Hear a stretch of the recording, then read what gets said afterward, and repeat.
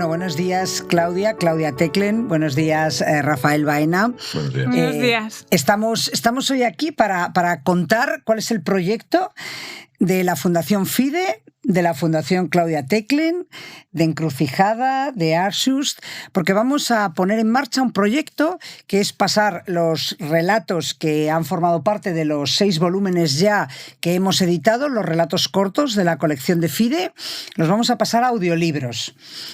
Bueno, algunos lo conocéis, son 6 volúmenes de relatos que hemos hecho cada 2 años y que hemos ido publicando a algunos autores ya consolidados, pero a muchos de los miembros de la Fundación FIDE que han querido incorporar sus relatos. Hemos ido haciendo concursos y la verdad es que estamos muy orgullosos. De aquí muchos de los que han participado en estos libros de relatos después se están empezando a convertir ya en escritores serios de novela. ¡Habéis descubierto!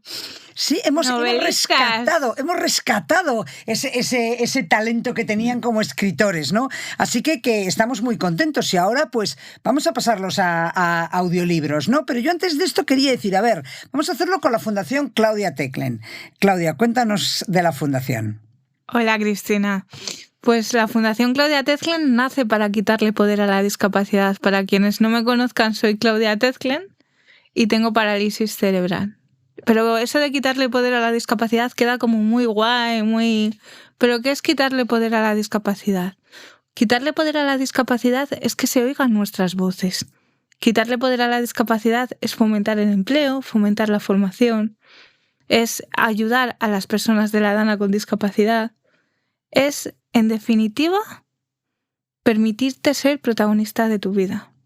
Uno de nuestros grandes proyectos es crear la primera red intercomunitaria de prevención del suicidio. ¿Pero cómo hemos llegado ahí?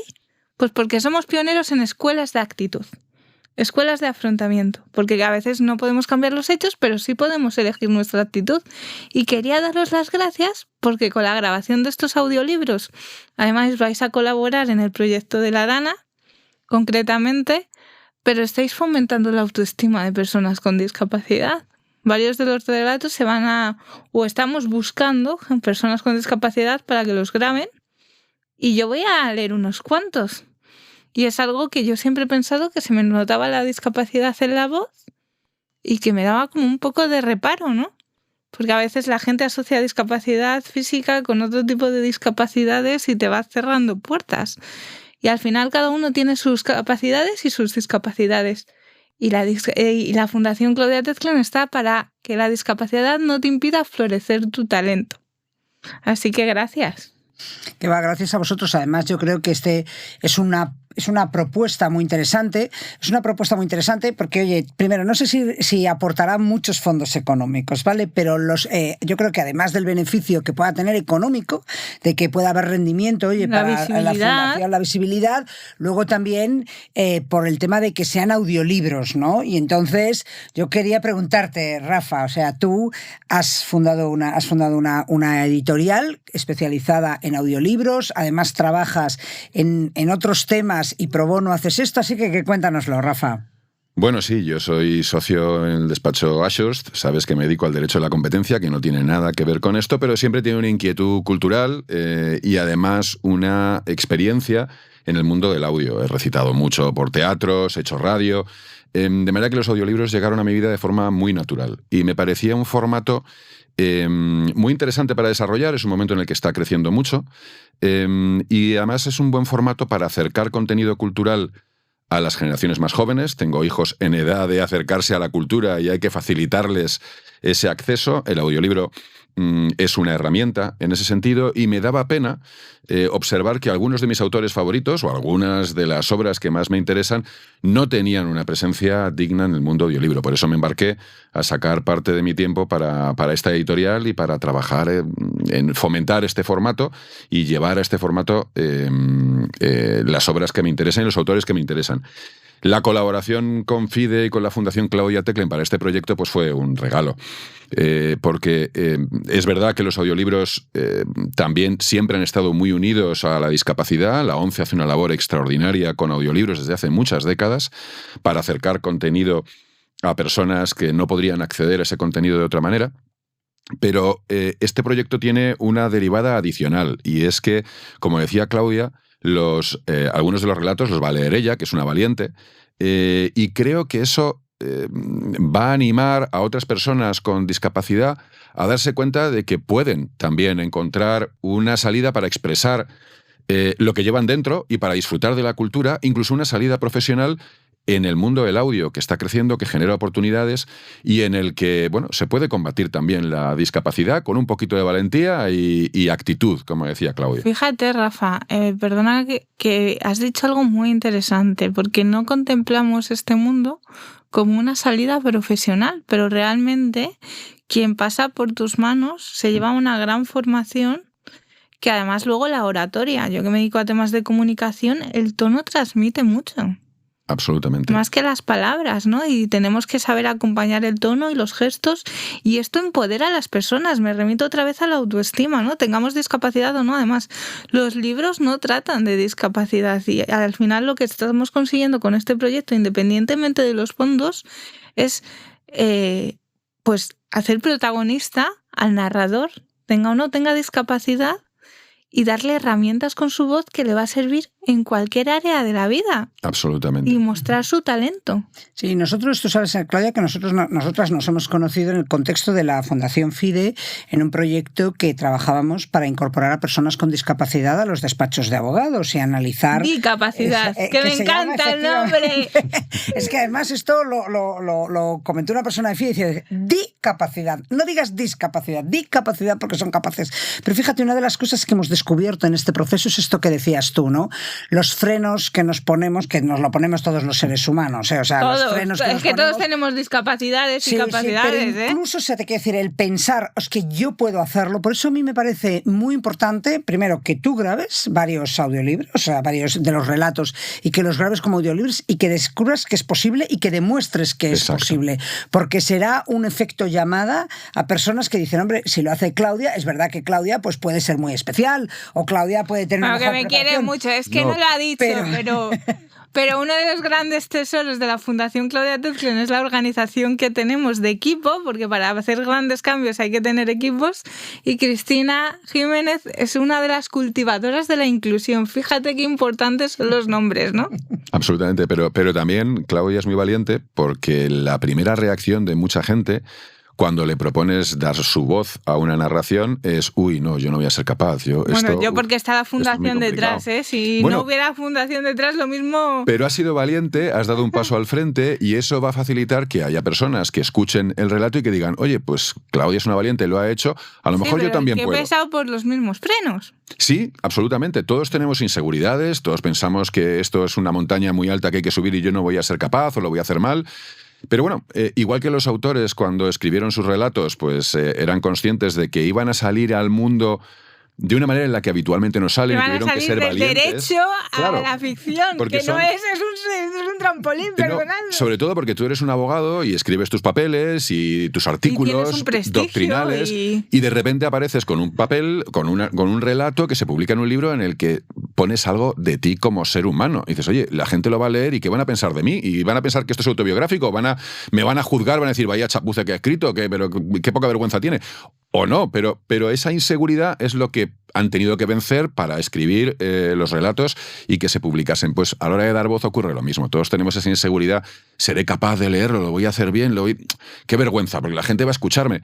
Pues mira, vas a dar ejemplo, y al final, en este proyecto, que hay autores que también han leído sus relatos, todos llegan con alguna duda, algunos son más hechos para adelante o más hechas para adelante, otros son más prudentes, y al final todos han hecho un trabajo estupendo. Decirlo, o sea, con mayor o menor intervención a la hora de ayudarles a enfocar el texto, todos han hecho un trabajo extraordinario. Yo me lo estoy pasando muy bien.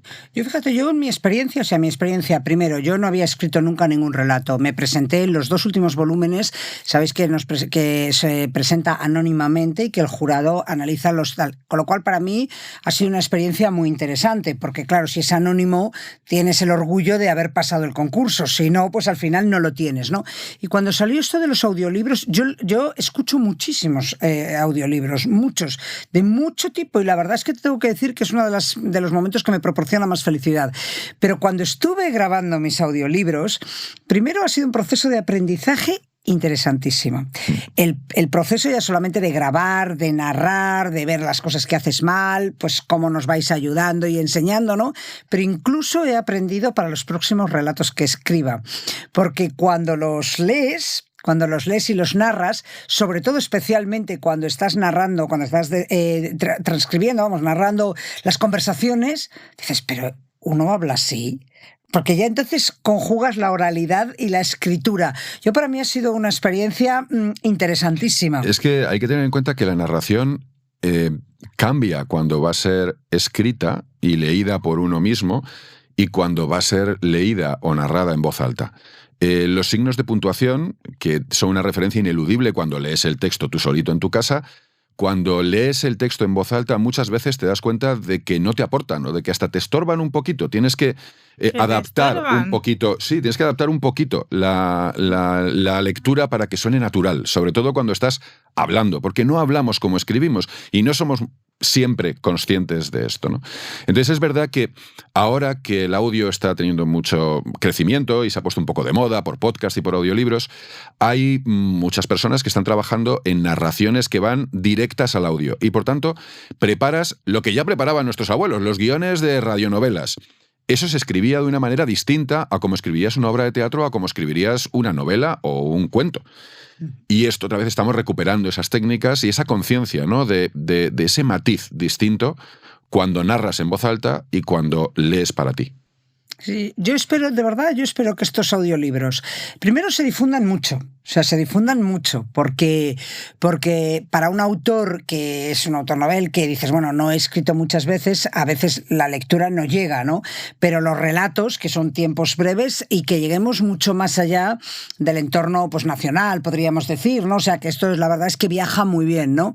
Luego a mí me gustaría también conseguir como objetivo que hubiera muchas personas que quisieran participar en este proyecto. O sea, sinceramente, me gustaría que en las próximas ediciones de estos volúmenes pasaran a audiolibros casi siempre o en la medida de lo posible totalmente grabado con personas con discapacidad que ojalá no lo hayan hecho nunca antes. O sea, oye, me encantará que venga una persona que sea un narrador profesional con discapacidad, me encantará, pero me encantará que anime, o sea, que sea un efecto llamada para gente que diga, eso lo quiero hacer yo. Y en este sentido, fíjate lo que decía Rafa de acercar la cultura, ¿no? Muchas veces las personas con discapacidad tenemos una vida más ocupada en rutina. Por ejemplo, yo tengo 5 horas de fisioterapia. Pues yo me pongo mi audiolibro mientras hago bicicleta y me permite además fortalecer las conexiones neuronales. Pero es que además estamos descubriendo un mundo que va a más, a más, a más. Y que a mí me miran como un bicho raro, mi hermana pequeña, cuando estoy con un libro de papel. No sé si a vosotros Bueno, tú has dicho antes lo de tus hijos. Sí, los jóvenes... Bueno, hay muchos jóvenes que leen en papel o con sus tabletas, pero el formato audio, podcast y audiolibro, vamos, todos los informes lo demuestran y nuestra propia experiencia llega a personas jóvenes. Es un formato que les interesa. Su consumo es tan relevante que hay plataformas de música como Spotify, por ejemplo, o la propia YouTube, de vídeos, que están incorporando los audiolibros a su catálogo porque ven que el público lo demanda, que los chavales, sobre todo las generaciones, los que tienen entre 18 y 30 años, consumen mucho audio, mucho más del que consumían las personas de 18 a 30 años hace 10, 20 o 30 años.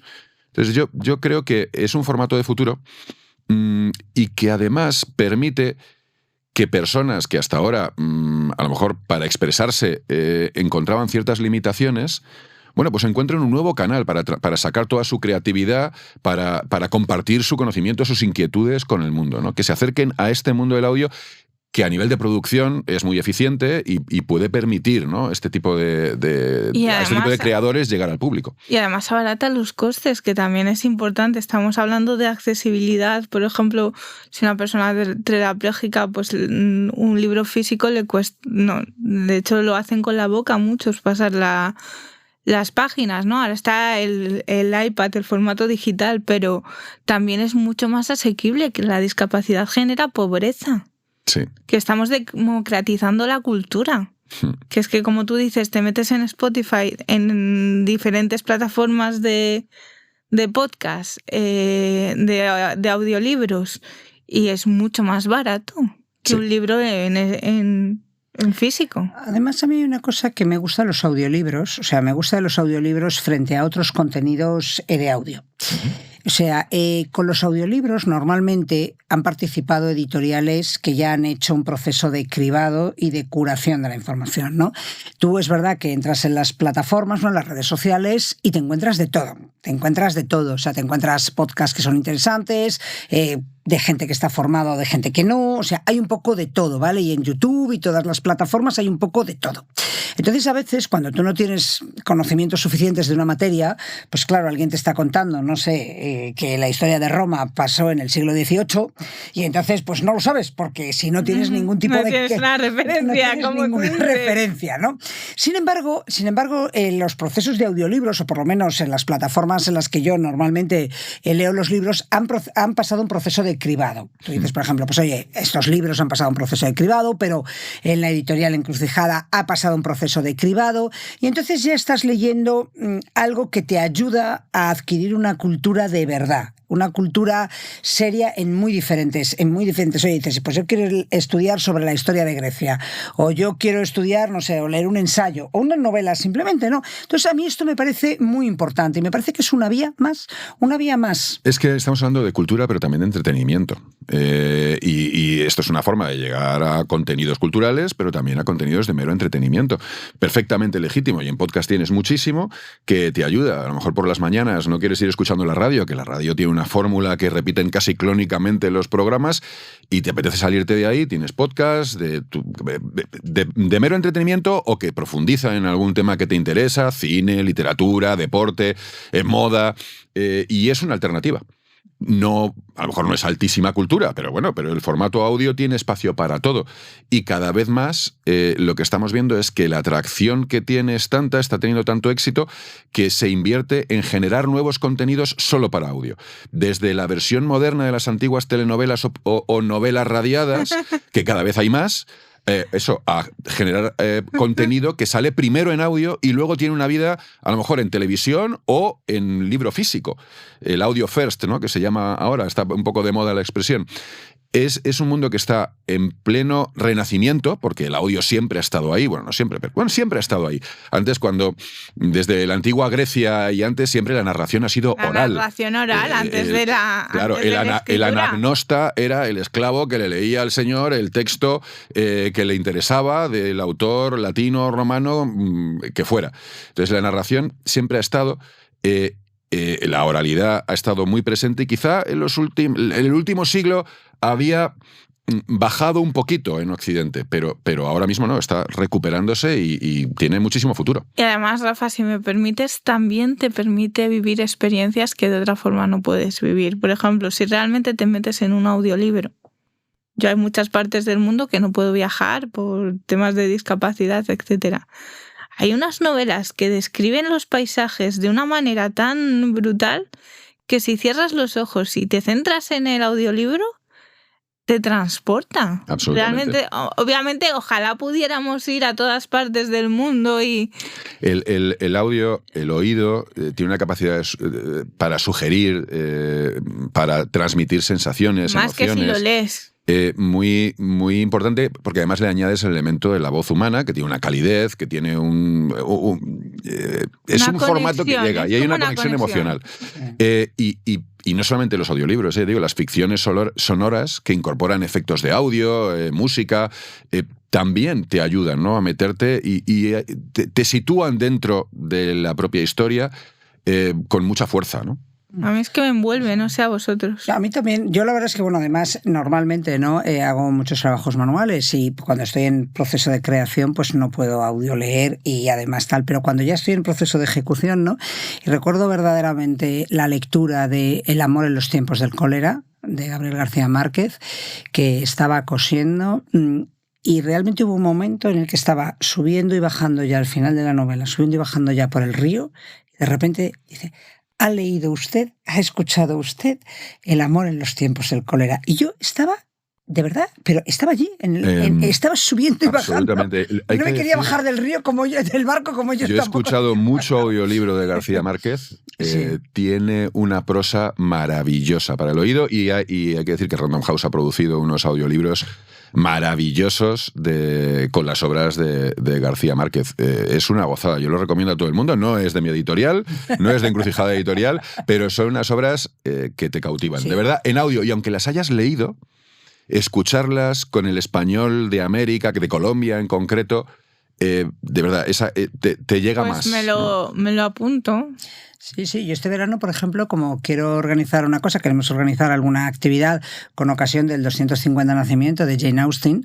Claro, las obras de Jane Austen son muy largas, o sea, son algunas te implican 12 o 13 o 14 horas de lectura, porque tal, no, pues yo he audioleído, he oído 3 obras de Jane Austen este verano, cosa que probablemente no habría podido hacer si hubiera tenido que estar físicamente con el libro, ¿no? Con lo cual, y luego algunos libros que escuchas, después los compras físicamente. O sea, que quiere decir que es un mundo muy... Es complementario. Bueno, de hecho, yo escucho mucho audiolibro y leo mucho libro. Es decir, que aprovecho momentos distintos del día. Pero todos los estudios indican que son formatos complementarios. Es decir, el audiolibro no quita a lectores al libro físico. Todo lo contrario. Los fomenta, es el efecto llamada. Como voy a poner un ejemplo muy español, como cuando hay una calle llena de bares, todos están en la misma calle, por algo será, por el efecto llamada. Pues es que te redescubres unas obras que de otra forma no te hubiera llamado la atención. Eso ya hay momentos para todo. Los momentos de escuchar audiolibro están muy relacionados pues, con otras actividades, pues el transporte, labores un poco domésticas rutinarias, el gimnasio, el ejercicio físico, antes de acostarte, son momentos concretos. Pero luego el resto del día, pues a lo mejor te apetece sentarte con un café y leer tu libro tranquilamente, en vez de estar escuchándolo, ¿no? Son formatos, como decía, claramente complementarios. Al menos es mi experiencia y lo que dicen los informes. Uh-huh. Pues nada, yo creo que este proyecto va a salir estupendamente. Este primer volumen que vamos a editar y vamos a publicar, lo vamos a tener ya muy pronto en nuestros oídos, ¿vale? En nuestras plataformas para escucharlo. Yo creo que además es un enriquecimiento para los autores y para la colección que ya tenemos de 6 volúmenes, que vamos a seguir haciéndolo. Y ya lo que veremos la próxima vez que nos reunamos es ver si han cambiado un poco los relatos, sobre todo de aquellas personas que sí que han decidido pasar los audiolibros o no. Haremos un pequeño estudio de ver si efectivamente han cambiado sus estilos de escritura. Yo por lo menos el mío, desde luego, si me vuelvo a presentar el concurso, ya te digo que los diálogos pensaré en el formato también de audio y no solamente en el escrito. Y yo espero de verdad que haga un efecto llamada, Claudia, de verdad que haga un efecto llamada, porque tú sabes que te quiero y que probablemente pues mis palabras se tienen que matizar, te quiero. Pero realmente eres una persona por la que siento una gran admiración. Una gran admiración por tu inteligencia en primer lugar y por tu energía. Pero por tu inteligencia en primer lugar y tu bondad, pero también tu energía, que a veces no es tan fácil encontrar personas que cuando uno se cree que tiene mucha energía y mucha capacidad, que además encima tires de nosotros, a veces hay que aplaudirte, Claudia. Bueno, la verdad es que mi energía sale de rodearse de gente tan estupenda como vosotros, y quiero dar las gracias a FIDE, a Encrucijada, a Asus por este proyecto, que lo que va a hacer es dar voz, o que se escuchen las voces de personas que a veces no se atreven a alzarlas, no por falta de capacidad, sino por unas creencias que son erróneas y que venimos escuchando desde hace mucho tiempo. Así que yo siempre digo que la educación es lo único que no nos van a poder arrebatar, y es la mayor defensa frente a la discriminación. La cultura es educación. Una persona con cultura siempre se atreve a alzar la voz cuando tiene algo que decir. Así que viva los audiolibros, viva este proyecto, y es la primera edición, ¿se puede decir? No sé cómo se diría en audiolibro, edición, no sé si existe alguna otra palabra. Por lo que dice Cristina, la primera de muchas, lo cual pero la palabra sigue siendo edición, que también van cambiando los vocablos. Sí. La primera de muchas. La primera de muchas, y yo también quería terminar con una palabra para los narradores, autores narradores, muchos de ellos que han sido también valientes para poner voz. Hay mucho debate sobre si es bueno o malo que los autores lean sus textos, porque no siempre un autor tiene por qué ser un buen narrador.